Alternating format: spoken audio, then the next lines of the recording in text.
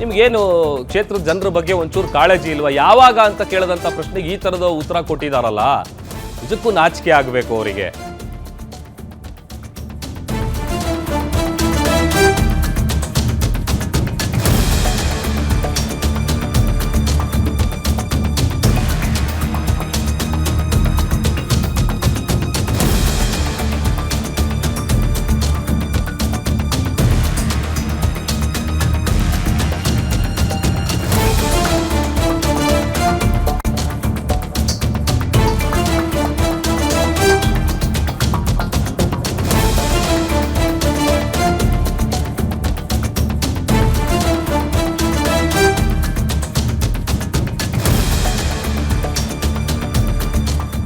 ದೇಶಪಾಂಡೆ ಅವರೇ, ಆಸ್ಪತ್ರೆ ಬಗ್ಗೆ ಪ್ರಶ್ನೆ ಕೇಳೋದೇ ತಪ್ಪ? ಹಾಗಾದ್ರೆ ಪ್ರಶ್ನೆ ಮಾಡಬಾರ್ದಾ? ನಿಮ್ ಕ್ಷೇತ್ರಕ್ಕೆ ಹೆರಿಗೆ ಆಸ್ಪತ್ರೆ ಎಷ್ಟು ಮುಖ್ಯ ಅನ್ನುವಂಥದ್ದು ಬಹುಶಃ ಅವ್ರಿಗೆ ಗೊತ್ತಿಲ್ಲ ಅನ್ಸುತ್ತೆ. ಸೂಪರ್ ಸ್ಪೆಷಾಲಿಟಿ ಆಸ್ಪತ್ರೆ ಅವಶ್ಯಕತೆ ಎಷ್ಟಿದೆ ಬೇಡವಾ ಅವರಿಗೆ? ಅಪಘಾತ ಏನಾದ್ರೂ ಆದ್ರೆ 100 ಕಿಲೋಮೀಟರ್ ಆಂಬ್ಯುಲೆನ್ಸ್ ನಲ್ಲಿ ಹೋಗ್ಬೇಕು. ಅದು ಹೆರಿಗೆ ನೋವು ಬಂದ್ರೆ ಅಂತೂ ಹಳ್ಳ ಕೊಳ್ಳ ದಾಟೋ ಸ್ಥಿತಿ ಅವ್ರಿಗೆ ಬಹುಶಃ ಗೊತ್ತಿಲ್ಲ ಅನ್ಸುತ್ತೆ. ಜೊಯ್ಡಾ ತಾಲೂಕಿನಲ್ಲಿ ಭಾರಿ ಮಳೆ ಆಗ್ತಾ ಇದೆ, ಪ್ರವಾಹದ ಪರಿಸ್ಥಿತಿ ಇದೆ. ಅಂತ ಸಂದರ್ಭದಲ್ಲಿ, ಇಂಥ ಸನ್ನಿವೇಶದಲ್ಲಿ ಹೆರಿಗೆ ನೋವು ಬಂದ್ರೆ ಪಾಪ ಹೆಣ್ಣು ಮಕ್ಕಳ ಗತಿ ಏನು? ಇಷ್ಟೊಂದು ಕಷ್ಟಪಡೋ ಕ್ಷೇತ್ರದ ಹೆಣ್ಣು ಮಕ್ಕಳಿಗೆ ಸೂಪರ್ ಸ್ಪೆಷಾಲಿಟಿ ಆಸ್ಪತ್ರೆ ಬೇಡವಾ? ವರ್ಷಗಳ ಹಿಂದಷ್ಟೇನೆ ಒಂದು ದೊಡ್ಡ ಅಭಿಯಾನ ನಡೆದಿತ್ತು, ಬಹುಶಃ ಅದು ಮರ್ತೋಗಿದ್ದಾರೆ ಅಂತ ಕಾಣಿಸುತ್ತೆ. ಜನಪರ ಪ್ರಶ್ನೆಗೂ ಕೂಡ ದುರಹಂಕಾರದ ಉತ್ತರ ಕೊಡೋದು ಬೇಕಿತ್ತ ಇವರಿಗೆ?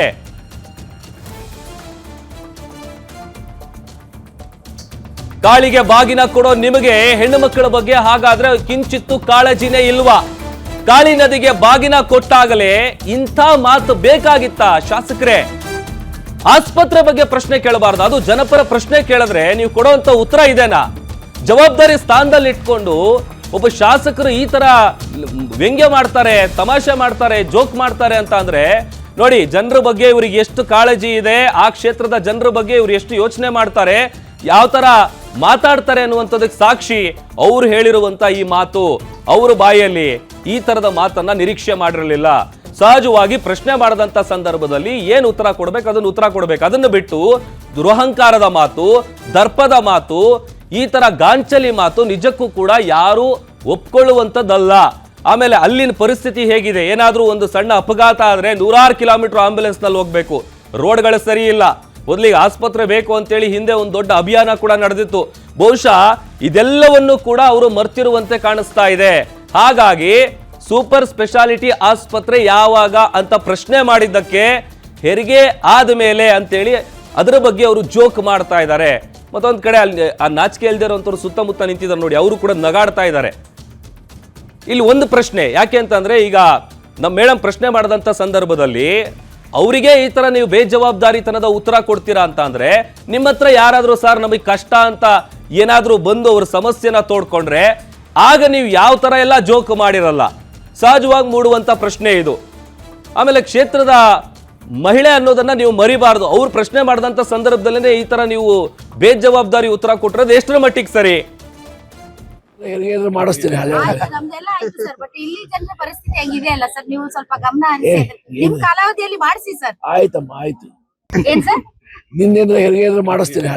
ನಮ್ದೆಲ್ಲ ಆಯ್ತು ಸರ್, ಬಟ್ ಇಲ್ಲಿ ಜನರ ಪರಿಸ್ಥಿತಿ ಹೆಂಗಿದೆ ಅಲ್ಲ ಸರ್, ನೀವು ಸ್ವಲ್ಪ ಗಮನ ಹರಿಸಿ.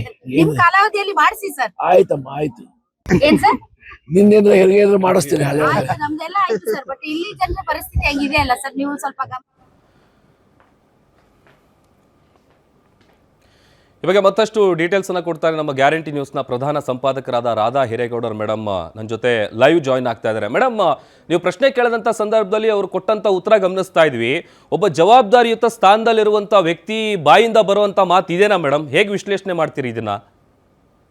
ಅಲ್ಲ, ನನಗೆ ಸಿಕ್ಕಾಪಟ್ಟೆ ಒಂಥರ ಈ ಬಹಳ ಬೇಜಾರು ಅನ್ನೋದಕ್ಕಿಂತ ಮನಸ್ಸಿಗೆ ಬಹಳ ನೋವಾಯ್ತು. ಪ್ರಭು ಅಲ್ವಾ? ಹಾ ಮೇಡಮ್. ಎಸ್ ಪ್ರಭು, ನನಗೆ ಸಿಕ್ಕಾಪಟ್ಟೆ ಮನಸ್ಸಿಗೆ ತುಂಬಾ ಬೇಜಾರಾಯ್ತು. ಯಾಕೆ ಅಂದ್ರೆ ನಿಮ್ಗೆಲ್ಲರಿಗೂ ಗೊತ್ತಿದೆ, ನನ್ನ ಮನೆ ಇಲ್ಲೇ ಇರೋದು ಗಣೇಶ್ ಗುಡಿ ಸೂಪರ್ ಡ್ಯಾಮ್, ಕಾಳಿ ನದಿ ಹರಿಯುವಂತಹ ಈ ಪ್ರದೇಶ. ಸೊ ನನ್ನ ಊರಿನ ಕಾಳಿ ನದಿ ತುಂಬಿದ ಹಿನ್ನೆಲೆಯಲ್ಲಿ ಬಾಗಿನ ಅರ್ಪಿಸೋದಕ್ಕೆ ಈ ಕ್ಷೇತ್ರದ ಶಾಸಕರು ಬರ್ತಾರೆ ಅಂತಾಗ ನಾನು ಇಲ್ಲಿಗೆ ಬಂದೆ. ಬಾಗಿನ ಅರ್ಪಿಸುವ ಸಮಯದಲ್ಲಿ ತುಂಬಾ ಸಂಭ್ರಮದಿಂದ ಇದ್ವಿ. ಕೊನೆಗೆ ಬಹಳ ವರ್ಷಗಳಿಂದ ಕೂಗು ಉತ್ತರ ಕನ್ನಡ ಜಿಲ್ಲೆಗೆ ಒಂದು ಮಲ್ಟಿ ಸ್ಪೆಷಾಲಿಟಿ ಆಸ್ಪತ್ರೆ, ಅದರ ಜೊತೆಗೆ ತಮಗೆ ಗೊತ್ತಿದೆ ಇದು ಜೊಯ್ಡಾ ತಾಲೂಕಿನ ಗಣೇಶ್ ಗುಡಿಯಲ್ಲಿ ಇರುವುದು ಸೂಪರ್ ಡ್ಯಾಮ್ ಕಾಳಿ ನದಿ. ಸೊ 599 ಮೀಟರ್ ತುಂಬೋದಕ್ಕೆ 5-6 ಮೀಟರ್ ಮಾತ್ರ ಬಾಕಿ ಉಳಿದಿದೆ. ಸೊ ಸೂಪರ್ ಡ್ಯಾಮ್ ತುಂಬಂದ್ರೆ ಇಡೀ ರಾಜ್ಯದಲ್ಲಿ ಒಂದು ತುಂಬಾ ಸುಭಿಕ್ಷವಾದಂತಹ ಮಳೆ ಆಗಿದೆ ಅನ್ನುವಂತಹ ಒಂದು ಒಂದು ಒಂದು ಪ್ರಸ್ತುತ ವಿಚಾರ. ಸೊ ಈ ಹಿನ್ನೆಲೆಯಲ್ಲಿ ಇವತ್ತು ದೇಶಪಾಂಡೆ ಅವರು ಬಾಗಿನವನ್ನ ಅರ್ಪಿಸ್ತಾರೆ. ಬಾಗಿನ ಅರ್ಪಿಸಿದ ಮೇಲೆ ಅವರು ಮಾಧ್ಯಮಗಳ ಜೊತೆ ಮಾತನಾಡೋದಕ್ಕೆ ನಿಂತ್ಕೊಳ್ತಾರೆ. ಸೊ ಮಾಧ್ಯಮಗಳು ಇವತ್ತಿನ ವಿಚಾರವನ್ನ ಪ್ರಶ್ನೆ ಮಾಡಿದ ಮೇಲೆ ಅಲ್ಲೇ ಇದ್ದ ನಾನು ಉತ್ತರ ಕನ್ನಡ ಜಿಲ್ಲೆಗೆ ಒಂದು ಮಲ್ಟಿ ಸ್ಪೆಷಾಲಿಟಿ ಆಸ್ಪತ್ರೆ ಮತ್ತು ಅವರೇ ಪ್ರತಿನಿಧಿಸುವಂತಹ ಹಳಿಯಾಳ ಕ್ಷೇತ್ರದಲ್ಲಿ, ಅದರಲ್ಲೂ ಕೂಡ ಜೊಯ್ಡಾ ತಾಲೂಕಿನಲ್ಲಿ ಒಂದು ಉತ್ತಮ ಆಸ್ಪತ್ರೆಗಳ ಸೌಲಭ್ಯ ಮತ್ತು ಸೌಕರ್ಯ ಇಲ್ಲ. ಮಳೆ ಬಂದ್ರೆ ನದಿ ಹಳ್ಳ ಕೊಳ್ಳ ಎಲ್ಲ ತುಂಬಿ ಹರಿಯುತ್ತೆ. ಒಂದು ಪ್ರದೇಶದಿಂದ ಇನ್ನೊಂದು ಪ್ರದೇಶಕ್ಕೆ ಹೋಗೋದಕ್ಕೆ ಸಿಕ್ಕಾಪಟ್ಟೆ ತೊಂದರೆ ಇದೆ. ಈ ಹಿನ್ನೆಲೆಯಲ್ಲಿ ಹೇಗೋ ಸಿಕ್ಕಿದಾರಲ್ಲ ಮಾತಿಗೆ ಅಂತ ನಾನು, ಏನ್ ಸರ್ ಒಂದು ಉತ್ತರ ಕನ್ನಡ ಜಿಲ್ಲೆಗೆ ಮಲ್ಟಿ ಸ್ಪೆಷಾಲಿಟಿ ಆಸ್ಪತ್ರೆಯ ಕೂಗಿದೆ, ಅದ್ರಲ್ಲೂ ಕೂಡ ಗರ್ಭಿಣಿ ಸ್ತ್ರೀಯರು ಹೆರಿಗೆಗೆ ಹೋಗ್ಬೇಕಂದ್ರೆ ಪಡಬಾರ್ದ ಕಷ್ಟವನ್ನ ಪಡಬೇಕಾಗುತ್ತೆ, ಹಾಗಾಗಿ ಇದ್ರ ಬಗ್ಗೆ ನೀವ್ ಯಾಕೊಂದು ವ್ಯವಸ್ಥೆ ಮಾಡಬಾರ್ದು ಅಂತ ಕೇಳಿದ ಪ್ರಶ್ನೆಗೆ ಆ ಮನುಷ್ಯ ಕೊಟ್ಟಂತಹ ಉತ್ತರ ನನ್ಗೆ ನಿಜಕ್ಕೂ ಕೂಡ ಶಾಕ್ ಆಯ್ತು. ಅವ್ರು ಹೇಳ್ತಾರೆ ನಿನ್ನ ಹೆರಿಗೆ ಟೈಮ್ ಅಲ್ಲಿ ಮಾಡಿಸ್ಕೊಡ್ತೀನಿ ಆಸ್ಪತ್ರೆ ಅಂತ. ಅಂದ್ರೆ ನನ್ಗೆ ಹೆರಿಗೆ ಟೈಮ್ ಅಲ್ಲಿ ಮಾಡಿಸ್ಕೊಡ್ತೀನಿ ಅಂತಂದ್ರೆ ಇನ್ನ ಈ ಉಳಿದಂತ ಹೆರಿಗೆ ಆಗ್ಬೇಕಾಗಿರುವಂತ ಹೆಣ್ಮಕ್ಳೆಲ್ಲೇನ್ ಸತ್ತೋಗ್ಬಿಡ್ಲಾ? ಉಳಿದ ಹೆಣ್ಮಕ್ಳು ಹೆರಿಗೆ ಆಗೋರು ಯಾರ್ಯಾರು ಇದಾರೆ ಅವ್ರ ಜೀವನ ಹಾಳಾಗೋಗ್ಲಾ? ನನ್ನ ಹೆರಿಗೆ ಆಗುವಾಗ ಆಸ್ಪತ್ರೆಯನ್ನ ಕಟ್ಕೊಂಡು, ಎಂತ ಅಸಭ್ಯವಾದಂತಹ ಮತ್ತು ಎಂತಹ ಒಂದು ರೀತಿ ವಿವೇಚನೆ ಇಲ್ಲದೆ ಇರುವಂತಹ ಮಾತು. ಅಲ್ಲಿರೋರೆಲ್ಲ ಆ ಮಾತಿಗೆ ನಕ್ರು. ನನ್ಗಂತೂ ಸಖತ್ ಬೇಜಾರಾಯ್ತು. ಇಟ್ಸ್ ಓಕೆ, ನನ್ ಕ್ಷೇಮ ಆಗಿ ನನ್ ಬಗ್ಗೆ ಯಾರ್ ಬೇಕಾದ್ರೂ ನಗ್ಲಿ, ಆದ್ರೆ ನಾನು ಕೇಳಿರುವಂತ ಒಂದು ಉತ್ತಮ ವಿಚಾರಕ್ಕೆ ಒಬ್ಬ ಎಷ್ಟು ಬಾರಿ ಸಚಿವರಾಗಿರುವಂತಹ ಮತ್ತು ಅತ್ಯಂತ ಹಿರಿಯ ಶಾಸಕರು ಆರ್ ವಿ ದೇಶಪಾಂಡೆ ಅವರು, ಅಂತಹ ಆರ್ ವಿ ದೇಶಪಾಂಡೆ ಅವರು ಎಂತಹ ಉಡಾಫೆ ಉತ್ತರ ಕೊಡ್ತಾರೆ ಅಂತಂದ್ರೆ ನನ್ಗೆ ಲಿಟ್ರಲಿ ಶಾಕ್ ಆಯ್ತು. ನಾನು ಆಗ್ಲೇ ಲೆಫ್ಟ್ ರೈಟ್ ಸೆಂಟರ್ ತಗೊಳ್ಳೋಣ ಅಂತ ಅನ್ಕೊಂಡೆ, ಬಟ್ ತುಂಬಾ ಸಂಭ್ರಮದ ಕ್ಷಣಗಳಲ್ಲಿ ಎಲ್ಲರೂ ಇದ್ದು ಆ ಸಂಭ್ರಮದ ಕ್ಷಣಗಳು ಹಾಳಾಗಬಾರ್ದು. ನನ್ನ ಕೈಯಲ್ಲಿ ವೆಪನ್ ಇರೋದು ನಮ್ಮ ಚಾನಲ್. ಸೊ ನಾನು ಒಬ್ಬ ಪತ್ರಕರ್ತಳಾಗಿ ಇದನ್ನ ಇಡೀ ಪ್ರಪಂಚಕ್ಕೆ ತೋರಿಸ್ಬೇಕು ಅಂತ ಬಾಯಿ ಮುಚ್ಕೊಂಡ್ ಬಂದೆ ಪ್ರಭು. ಯಾಕೆ ಅಂತಂದ್ರೆ ಒಂದು ಹೆರಿಗೆಗೆ ಸಂಬಂಧಪಟ್ಟಂತ ಒಂದು ಜನರ ನೋವಿಗೆ ಸಂಬಂಧಪಟ್ಟಂತ ಒಂದು ಪ್ರಶ್ನೆಗೆ ಈ ತರ ಉಡಾಫೆ ಉತ್ತರ ಕೊಡ್ತಾರೆ. ನನಗನ್ಸುತ್ತೆ ಆರ್ ವಿ ದೇಶಪಾಂಡೆ ಅವ್ರಿಗೆ ಅರಳು ಮರಳು ಆಗಿದೆ ಅಂತ ಅನ್ಸುತ್ತೆ. ಯಾಕಂದ್ರೆ ಹತ್ತತ್ರ ಅವ್ರು 70 ಕ್ರಾಸ್ ಆಗ್ತಾ ಇದಾರೆ ಅಂತ ಅನ್ಸುತ್ತೆ. ಹೀಗಾಗಿ ಕೇಳಿದ ಪ್ರಶ್ನೆಯನ್ನ ಅರ್ಥೈಸಿಕೊಳ್ಳುವಂತ ಶಕ್ತಿಯನ್ನ ಅವ್ರು ಕಳ್ಕೊಂಡಿದ್ದಾರೋ ಅಥವಾ ಇಲ್ವೋ ನನ್ಗೆ ಅರ್ಥ ಆಗ್ತಾ ಇಲ್ಲ. ಅವ್ರಿಗೆ ಅರಳು ಮರಳು ಜಾಸ್ತಿ ಆಗಿದೆ. ಅವರಿಗೆ ಕೇಳಿದ ಪ್ರಶ್ನೆಯನ್ನು ಕೂಡ ಅರ್ಥ ಮಾಡಿಕೊಂಡು ಉತ್ತರ ಕೊಡುವಷ್ಟು ಅವರಿಗೆ ಒಂದು ವಿವೇಕ ಇಲ್ಲ ಅಂತಂದ್ರೆ ಎಂತ ಅವಿವೇಕದ ಮಾತು. I am sorry with due respect. ನಾನು ಚಿಕ್ಕವಳಿದ್ದಾಗ್ಲಿಂದನೂ ಕೂಡ ಆರ್ ವಿ ದೇಶಪಾಂಡೆ ಅವ್ರನ್ನ ನೋಡ್ಕೊಂಡು ಬಂದಿದ್ದೀನಿ. ಯಾಕೆಂದ್ರೆ ನಮ್ಮ ಭಾಗದ ಶಾಸಕರು ಅನ್ನುವಂತ ಅತಿಯಾದಂತಹ ರೆಸ್ಪೆಕ್ಟ್ ನನಗೆ. ಆ ವಿತ್ ರೆಸ್ಪೆಕ್ಟ್ ಇವತ್ತು ಅವ್ರು ಕೊಟ್ಟಂತ ಉತ್ತರ ಇದೆಯಲ್ಲ, ಏನ್ ಸರ್ ಹೆರಿಗೆಗೆ ಪಡಬಾರ್ದಂತ ಪಾಡನ್ನ ಪಡ್ತಾ ಇದ್ದಾರೆ ಜನ. ಒಂದು ಆಸ್ಪತ್ರೆ ಬಗ್ಗೆ ನೀವು ಗಮನ ಹರಿಸಬೇಡ್ವಾ ಅಂದ್ರೆ ನಿನಗೆ ಹೆರಿಗೆ ಆದಾಗ ನಾನು ಕಟ್ಟಿಸಿಕೊಡ್ತೀನಿ ಅನ್ನುವಂತ ಉಡಾಫೆ ಉತ್ತರ. ಅದಕ್ಕೆ ನಾನಂದ್ರೆ ನಮ್ದೆಲ್ಲ ಆಗೋಗಿದೆ ಸರ್, ನೀವು ಮಾಡ್ಕೊಡಿ ಈಗಿರುವಂತಹ ಹೆಣ್ಮಕ್ಳಿಗೆ ಅಂತಂದ್ರೆ ಆಯ್ತು ಬಿಡು ಮಾಡ್ಬಿಡ್ತೀನಿ ಅಂತ. ಇಷ್ಟು ಉಡಾಫೆ ಉತ್ತರ. ನನ್ಗೆ ಗೊತ್ತಿಲ್ಲ ಈ ಕಾಂಗ್ರೆಸ್ ಪಾರ್ಟಿಯಲ್ಲಿ ಈ ಶಾಸಕರುಗಳು ಅದು ಕೂಡ ಎಷ್ಟೋ ಬಾರಿ ಶಾಸಕರು ಆಗಿದ್ದಾರೆ, ಎಷ್ಟೋ ಬಾರಿ ಸಚಿವರಾಗಿದ್ದಾರೆ, ಉನ್ನತ ಹುದ್ದೆಗಳನ್ನ ಅಲಂಕರಿಸಿದ್ದಾರೆ. ಆದ್ರೂ ಕೂಡ ಇಂತಹ ಜನರಿಗೆ ಸ್ಪಂದಿಸುವಂತ ಒಂದು ಮಾನವೀಯತೆಯಿಂದ ಕೂಡಿದಂತ ಪ್ರಶ್ನೆಗಳಿಗೆ ಎಲ್ಲರ ಮುಂದೆ ಚಪ್ಪಾಳೆ ಗಿಟ್ಟಿಸ್ಕೊಳ್ಳಕ್ಕೆ ಈ ತರದ ಉಡಾಫಿದೆ ಅವಿವೇಕದ ಉತ್ತರ ಕೊಡ್ತಾರೆ ಆರ್ ವಿ ದೇಶಪಾಂಡೆ ಅವರು. ಅವರ ವಯಸ್ಸಿಗೆ ಅತಿಯಾದ ಗೌರವವನ್ನ ಕೊಡ್ತಾ ನಾನು ಈ ಮಾತನ್ನ ಹೇಳ್ತಾ ಇದ್ದೀನಿ. ಇಟ್ಸ್ ಓಕೆ, ನನ್ ಕ್ಷೇಮ ಆದ್ರೆ ಐ ಡೋಂಟ್ ಕೇರ್. ಈ ಸಮಾಜದಲ್ಲಿರುವಂತಹ ತಪ್ಪುಗಳಿಗೆ, ಈ ಸಮಾಜದಲ್ಲಿರುವಂತಹ ತೊಂದರೆಗಳಿಗೆ ನಾನು ಯಾವಾಗ್ಲೂ ತನಿಗೂಡಿಸ್ತಾನೆ ಇರ್ತೀನಿ. ಅವ್ರು ನನ್ಗೆ ಕ್ಷೇಮ ಮಾಡಿದ್ರು ಪರವಾಗಿಲ್ಲ. ಆದರೆ ಇವತ್ತು ಅವರು ನನಗ್ ಕ್ಷೇಮ ಮಾಡಿಲ್ಲ ಪ್ರಭು, ಇಡೀ ಒಂದು ಹೆಣ್ಣಿನ ಕುಲಕ್ಕೆ ಕ್ಷೇಮ ಮಾಡಿದ್ದಾರೆ, ಇಡೀ ಒಂದು ಮಹಿಳಾ ಸಮಾಜಕ್ಕೆ ಕ್ಷೇಮ ಮಾಡಿದ್ದಾರೆ ಅವರು. ನೀನ್ಗೆ ಹೆರಿಗೆ ಆದ್ಮೇಲೆ ಕಟ್ಟಿಸ್ಕೊಟ್ಬಿಡ್ತೀನಿ ಅಂತ ಅಂದ್ರೆ ನನಗೆ ಹೆರಿಗೆ ಆದ್ಮೇಲೆ ಕಟ್ಟಿಸ್ಕೊಡ್ತೀನಿ, ನನ್ಗೆ ಹೆರಿಗೆ ಆಗೋವರೆಗೂ ಇನ್ನುಳಿದವರು ಯಾರ್ಯಾರು ಹೆರಿಗೆ ಆಗ್ತಾ ಇದೆ ಅಲ್ಲ ಅವರೆಲ್ಲ ಹಾಗಾದ್ರೆ ಸತ್ತೋಗ್ಲಿನಾ? ಎಂಥ ಮಾತು ಇದು, ಎಂಥ ಮಾತು! ಒಂದು ಒಂದು ಒಂದು ರೀತಿ ಇವ್ರಿಗೆ ಸೆನ್ಸೆ ಕಳ್ಕೊಂಡ್ಬಿಟ್ಟಿದಾರ ಅಂತ. ನನ್ನ ಕಲಿಗೆ ಇನ್ನೊಬ್ರು ಪ್ರಶ್ನೆ ಕೇಳ್ತಾರೆ, ನೋಡಿ ನೀವು ಉತ್ತರ ಕನ್ನಡ ಜಿಲ್ಲೆಯಲ್ಲಿ ಹೈಯೆಸ್ಟ್ ಪ್ರವಾಸೋದ್ಯಮ, ಈ ಕಡೆ ಸಿಕ್ಕಾಪಟ್ಟೆ ರೆಸಾರ್ಟ್ಸ್ ಇದೆ, ಕಾಳಿ ನದಿ ಹರಿಯುತ್ತೆ, ಮತ್ತು ಇಲ್ಲಿ ದೊಡ್ಡ ದೊಡ್ಡ ವಾಟರ್ ಆಕ್ಟಿವಿಟೀಸ್ ನಡೆಯುತ್ತೆ, ರಾಫ್ಟಿಂಗು ಮತ್ತೆ ಕೈಕಿಂಗ್, ಈ ತರದ ಸಿಕ್ಕಾಪಟ್ಟೆ ವಾಟರ್ ಆಕ್ಟಿವಿಟೀಸ್ ನಡೆಯುತ್ತೆ. ಕರ್ನಾಟಕದಲ್ಲಿ ನಂಬರ್ 1 ಒಂದು tourism spot, hot favourite tourism spot Dandeli and Ganesh ಗುಡಿ. ನೀವು ದಾಂಡೇಲಿಯಿಂದ ಗಣೇಶ್ ಗುಡಿ ಬರ್ಬೇಕು ಅಂತಂದ್ರೆ ನೀವೇನಾದ್ರೂ ಗರ್ಭಿಣಿ ಆಗಿದ್ದರೆ ಡೆಫಿನೆಟ್ಲಿ ನಿಮ್ಗೆ ಹೆರಿಗೆ ಆಗೋಗುತ್ತೆ, ರೋಡಲ್ಲೇ ನಿಮ್ಗೆ ಹೆರಿಗೆ ಆಗೋಗುತ್ತೆ. ಆ ತರದ ರಸ್ತೆ ಇದೆ.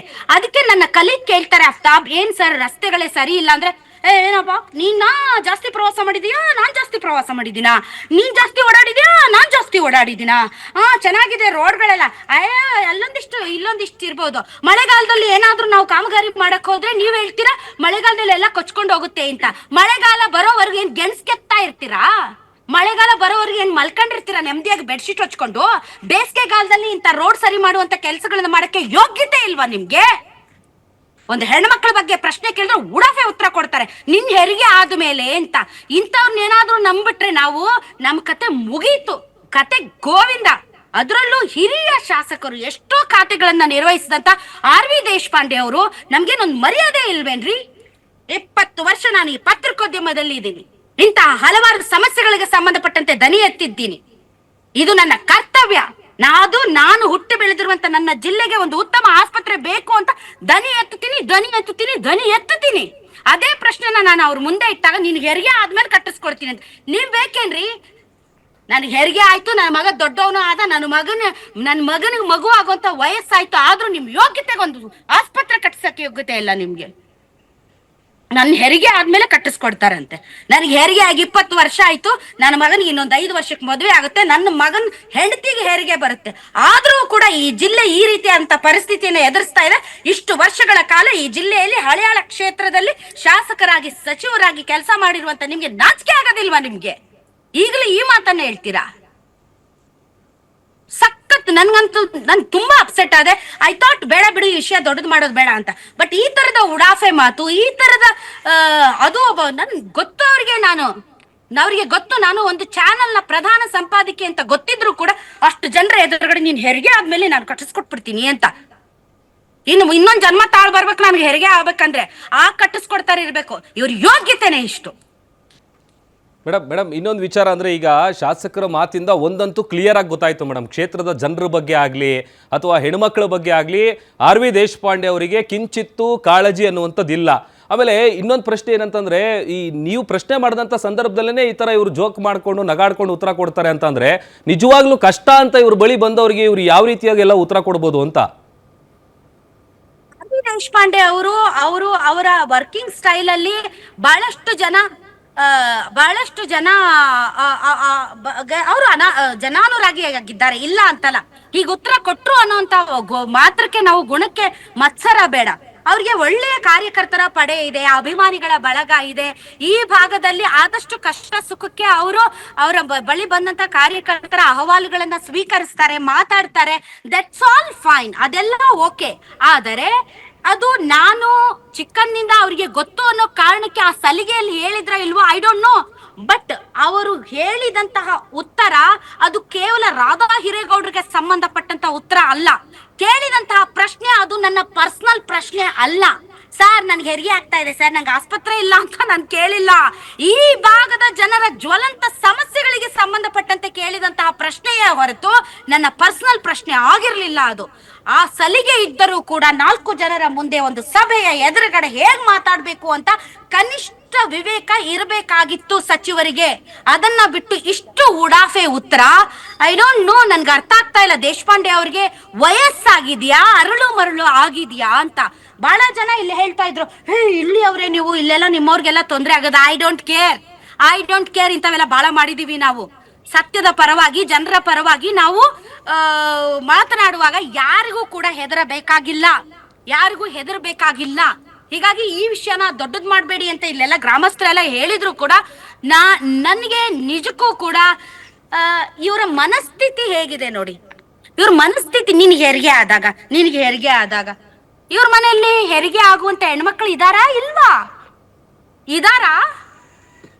ಇದಾರ ಮೋಸ್ಟ್ಲಿ ಹಳೆಯಾಳಲ್ಲೆಲ್ಲ ತುಂಬಾ ದೊಡ್ಡ ದೊಡ್ಡ ಹಾಸ್ಪಿಟಲ್ ಇದಾವ.